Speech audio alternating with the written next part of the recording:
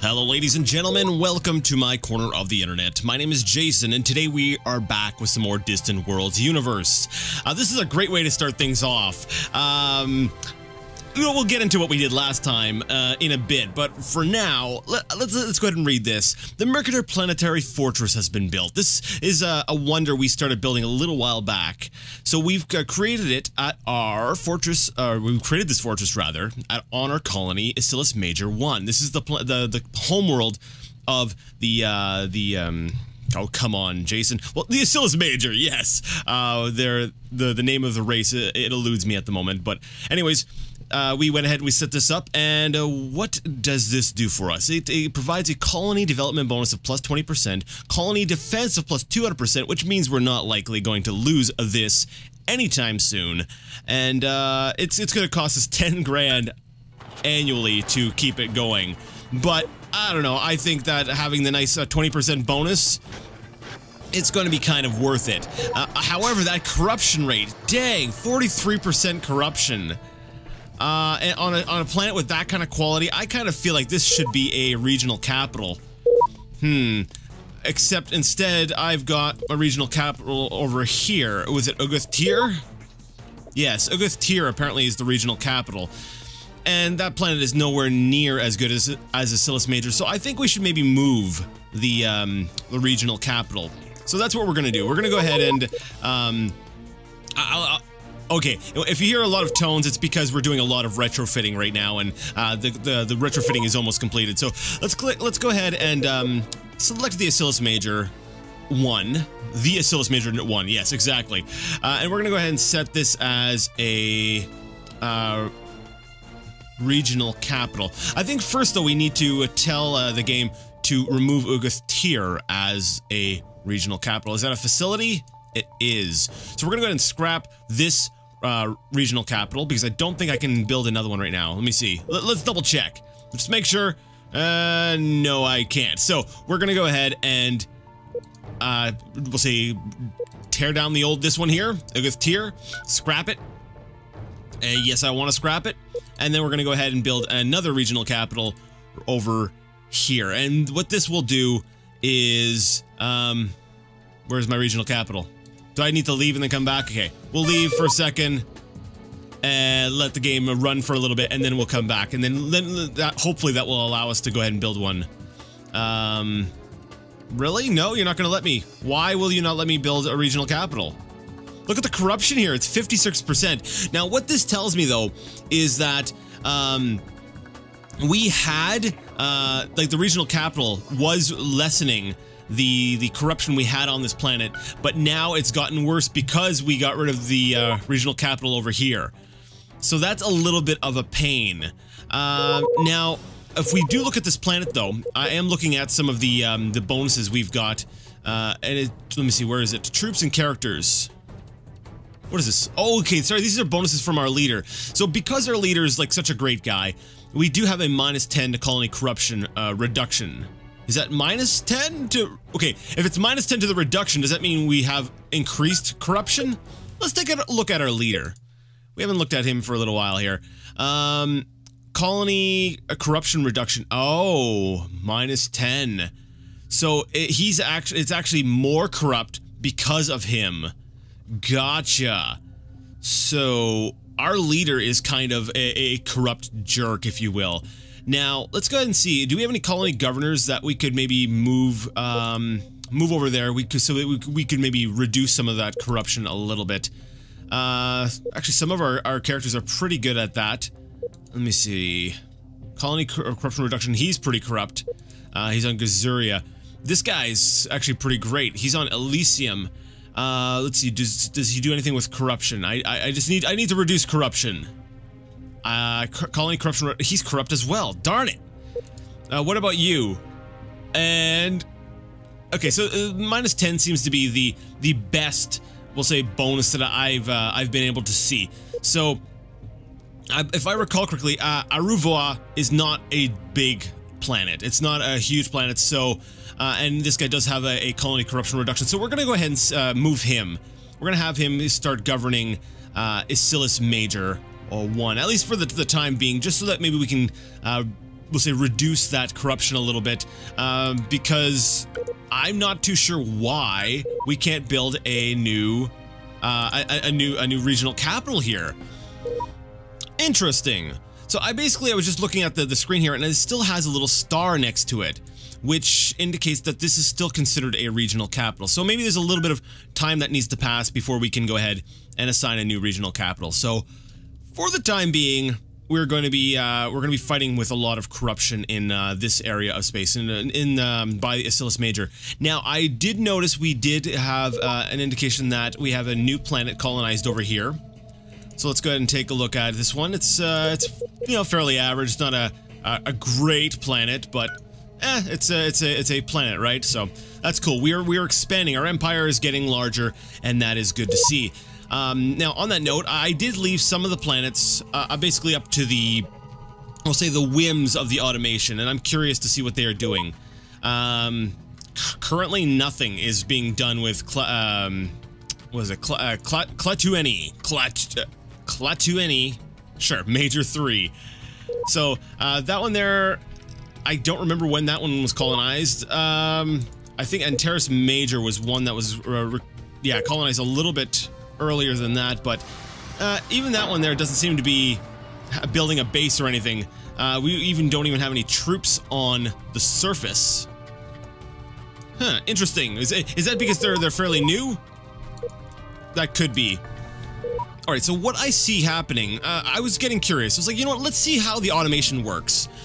You know, we know how to play this, but you know what, I think it's a good thing to also understand how the automation works. That way it can be a little bit more predictable if you want to go ahead and use it. So, right now, I decided to look at Rohu, and it looks like their automation, are they building is that a construction ship? So it appears to me like, oh, they're retrofitting a construction ship. That's really all they're doing. Now, I'm wondering if what they're doing is they're waiting for all the resources before they start building things up. And I'm wondering if that's just the way that the AI does things, is that it waits until it has the resources on planet before it starts building, rather than saying, hey, we've got shortages of this. So we'll say more observation is required. However, I don't like the idea that there are no troops. So let's go back to the Empire policy screen, and I want to make sure that we are getting the troops we need, because, you know, it's a small planet, sure, but I think that the small planets are the ones that definitely need more troops. And minimum number of troop units per colony, I think I set that to 0. Okay, so let's go ahead and set that to 2. Now that's going to go ahead and, we'll say, cause some problems with cash flow, but hopefully that will go ahead and, you know, ensure that we're getting troops better. So basically, it seems that troops were not being built as part of the automation because I didn't have any minimum set. So what it was doing was it was waiting for these planets to reach a certain population before it started building, or we'll say training more troops, because, well, actually, technically, we've got a cloning facility, so building more troops is not entirely incorrect. It just makes me nervous that I have all these new planets that, like, all these new planets that don't have any troops on them. I'm like, if I get attacked, then, you know, we will be in for a bad time. So this place here needs to stay fully retrofit. Like, this needs to be fully up to date at all times, because this here is right in the middle of Slukan territory. Now it looks like they're dealing with some pirate attacks. What is our relationship with the Slukans? Let me see here. Roto Prime Collective. They're furious with us. So it's because we're sharing a system, and they don't like the idea of sharing a system here. So I'm gonna have to keep an eye on this system here. I've kind of been neglecting it, this entire section of space, but because of our proximity to the Slukans and the fact that we're actually sharing that system, that's going to definitely make, we'll say, our relationship with that faction all the more tense. Now I'm gonna go ahead and take a look. That's right, I went ahead and I assigned some pirate missions. However, nobody has gone ahead and taken the bait. Basically, or not taken the bait, but nobody's sort of taken us up on that offer. So we don't have any pirates, we'll say, operating that will go ahead and be attacking the Naxilian Union. Now, as we'll say, crazy experiment, we want to send a monetary gift to the Royal Keterov Dominion. Who are they, and what's our relationship with them? They're pleased with us, and we generate a large amount of trade. That's good. Okay. I wish I could actually. Oh, can I click? Oh, awesome! I can click. So yeah, we do make a decent amount of trade. You know what? Let's go ahead and send that. Maybe that'll improve our relationship with them, and we will be able to go ahead and form a like a free trade agreement with them. So that's good. Thank you for that suggestion. All right, now I'm really not sure. I noticed a lot of these dotted lines are heading over towards this area of space right here, and it's got Kazlon there. So I'm wondering if they've established a base there, and that's where a lot of their routes are going. So maybe if you know, even if we can't get pirates to go ahead and destroy stuff down there, let's go ahead and investigate at least what's operating up here in this cloud, this Kazlon cloud. Because if I can take this out, that's gonna at least mess up a little bit of their travel there. Because if they're using that as a fueling point for their ships, taking that out will that will impact them in some way.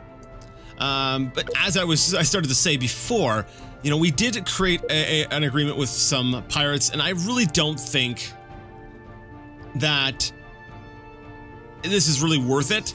We're paying them, but they're so furious with us. I really don't think we're going to be able to get anything from them. So you know what? Screw it. I'd rather keep my money. Now they're even more upset with us because we were like, here, have a little bit of money, and then they were like, no, we're just kidding. Suckers. So yeah, they're probably not happy with us about that. So we're gonna send the exploration ship up here. I want to see what's operating in this system. Oh, well, what have we got here? Do we have a ship in system? Awesome, we have a civilian ship here. They are building a small spaceport, and they also have a gas mining station here. So yeah, it looks like they're trying to establish a presence up in this cloud, and I want that taken care of. So let's see, what's the name of this? Secret Cove. They're calling it Secret Cove, really? Okay. Well, I'm going to sign a mercenary mission and see if anyone takes the bait on that one. And I don't think anyone will. So I want to see, do we have any intelligence agents that are good at sabotage? Because I really want to take that out, but I don't want to be overt with it, right? I don't want to be flying my ships in there because the Naxilian Union is a larger faction. So once this guy here is done, Chozol Pakladu, once he's done, and maybe we can get a little bit of information about how good his sabotage skill is, then maybe we will send him in. Actually, Hugo Mankara. Hugo, my man, how's it going? Sabotage construction, is that what we really want to do? Secret Cove. I don't think sabotaging construction of Secret Cove will actually destroy it, but it's a 96% probability. What if we were to destroy the base of the Secret Cove? Will that even show up? Secret Cove, time to complete, 1 year. Not a high success probability. So let's try to sabotage construction of the Secret Cove. You know, what that will do is at least give us a little bit of it'll give him a little bit of experience out in the field. It gets our agents out there doing something, which we should be doing. Like I said, I'm working to try to undermine and try to take down the Naxilian Union a little bit, trying to be as passive as I possibly can. You know, I don't want to get into a direct confrontation with them. What I might do, though, because I'm making quite a bit of money, so I'm kind of wondering if it would be in my best interest to start getting other factions to go to war with them.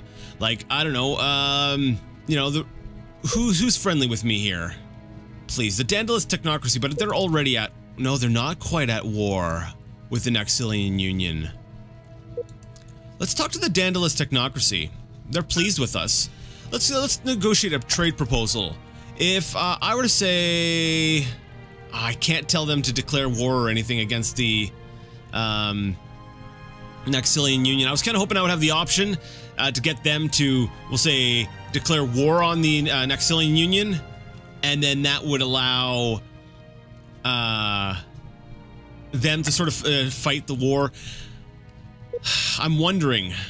I'm gonna think about it a little bit here, because let's take a look at their strength. If we look at economy, they're kind of up near the top. I'm wondering if I were to impose trade sanctions on them, how much would that hit them? Let's see. Naxilian Union only 36k. It's not it wouldn't be a huge hit to them. But let's see. They don't have a lot of trade, period. We're actually their largest trading. Oh no, sorry, the Rendula colonies. Who are they? They're all the way over here, though. Really, they generate that much trade that far across? Interesting. So, I wonder if I can contact the Rendula colony. Now, they're in a mutual defense pact with the Naxilians, so I doubt that they're going to betray them in any way. But I'm playing with the idea of initiating some trade sanctions, and then maybe that will also open up some options for me to persuade other factions to sort of turn on them a little bit. So yeah, we'll wait until at least our exploration ship gets into position up here. I don't know, and then maybe we'll be able to do something from there. I don't know. We will see. We will wait and see how that all plays out. Alright, well I guess this is kind of some good news. Galactic Newsnet reports that the Tekin Corporation is facing an economic crisis. Now I don't know exactly, we've seen that before, and I don't know exactly what that entails. I'm wondering if that is something kind of along the same lines of like a disease or a virus or some sort of infection, you know, quarantine type thing, or if that's something that, you know, maybe we can look that up in the Galactopedia. Why don't we go ahead and see if we can find that in there. Alright, I wasn't able to find anything. I really wish the Galactopedia had a search function. That would make things so much more helpful.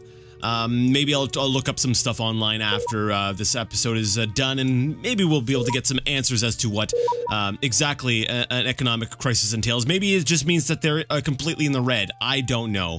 But actually, one way we could check that is by looking at their economy, which they're currently still on top, so I don't think that's quite what it means. I don't know. We'll have to experiment or look up stuff later and stuff.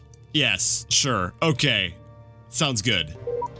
Alright, so I came back to this, the screen, the colony screen, and I did find that, the other planet that was being listed as, I've forgotten the name of it, that was, oh, there we go, Uguth Tier, is no longer listed as a regional capital. However, I still can't seem to make, Asilis Major 1 a regional capital. So, let's see, I currently have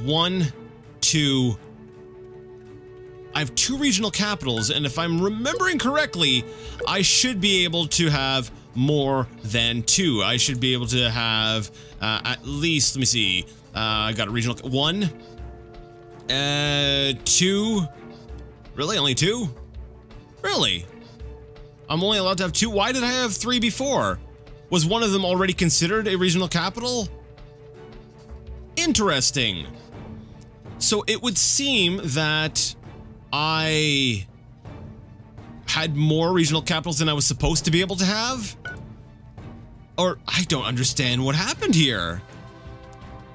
I had 3, I got rid of it thinking I could go ahead and replace it, but it won't let me build another one. But according to my research screen, I should only be able to have 2 additional regional capitals. So, technically, it's right. I don't know. I don't know. Okay, I don't know. Whatever. That's a thing that happened, I guess. Sure. Anyways, I guess we won't have to worry about, we won't worry too much about that for the time being, but, okay. Alright, so basically, we had a mining base up here in the Tond system, and the Naxilians just contacted us telling us to remove our military forces from the system. Now, we do have a mining station here. Now, we've had this for a long time, and technically they don't even have a colony in the system, but they're claiming this as part of their territory. So, we're already starting to see the beginning of, we'll say, the tensions between us and the Naxilians here, because they're telling us to get, you know, our military ships out of there, but technically we're defending our own mining base here. And this is what, a source of... Actually, it's a pretty good base here. I would like to keep this base defended. So,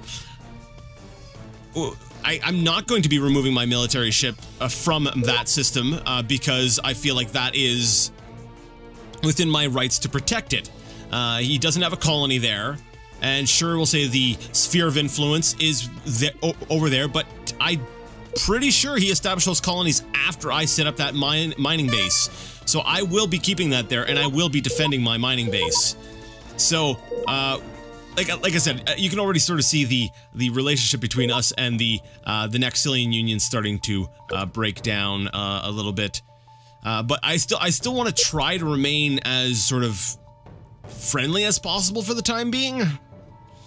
I just don't want to be trading Laura's fruit or anything with them because I feel like they are the most likely next, we'll say, target, or the next empire that we come into some major clashes with.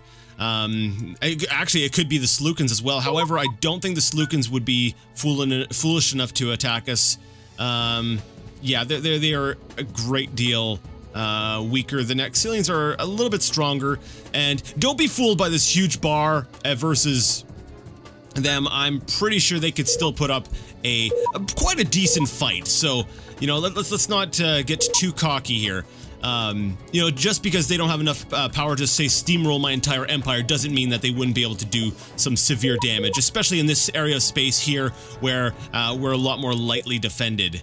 Speaking of which, do we have our troops? Well, it looks like they are recruiting some troops now, which tells me that's good. That's the automation is doing its job, as it should be. Awesome. Once it goes ahead and it gets large enough that it actually has a spaceport, we'll have to go ahead and set up a defensive fleet, which this one already does. So I don't know why I don't have a defensive fleet here in the Uguth tier system. Why don't we go ahead and build one of those? So I'll pick the large spaceport. We're going to build a capital ship and 2 cruisers, and I think that's a good starting defensive fleet. Since our ships are rather large, they've got a lot of guns on board. You know, we don't need a ton of ships, and that should definitely get the job done. So we're going to go ahead and select those, throw them into a new fleet, the 44th Fleet, which will be the Uguth Defense Force. Defense Force. There we go. So Uguth. I think I spelled that right. Yes. Defense Force. And we'll select the home colony. Where are we putting you at? Uguth Tier 1. Remove the troop loadouts. And set the home colony right there. We're also going to select the fleet. Set them to I think it's sector? Yeah, set it to sector.